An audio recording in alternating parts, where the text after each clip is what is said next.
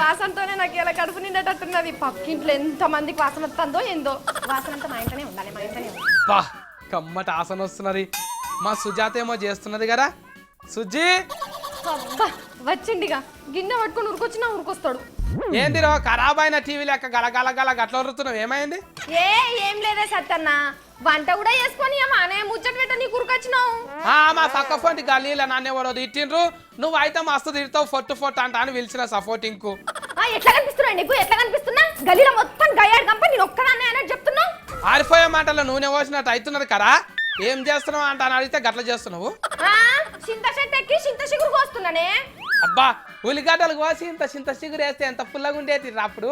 అయ్యో రామా, తిండి ముచ్చట అంటే చాలు వద్దన్న రామాయణం కొలుపు పెడతానే ఉంటాడు. సరే గానీ ఏం చేస్తున్నావు రా? గంగవాయిల కూర వండుకుంటున్నావా? ఆసన వస్తున్నది.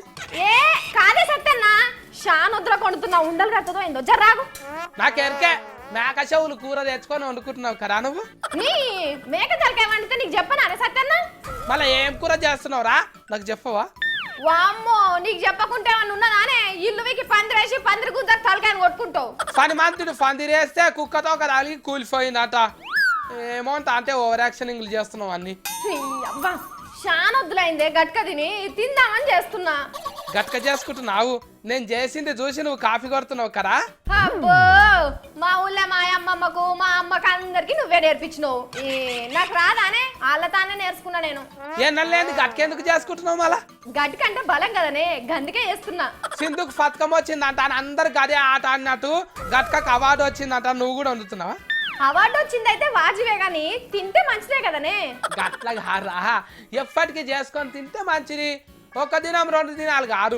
ఇప్పటి సంధి దినం పొద్దుగాల గిర వేసుకొని తింటానే. తినురా, అస్సలకే కట్టెఫుల్ల లేకున్నావు. గాలి వస్తే లోట ఫీజు కట్టలేక ఊకుంటా పోతావు.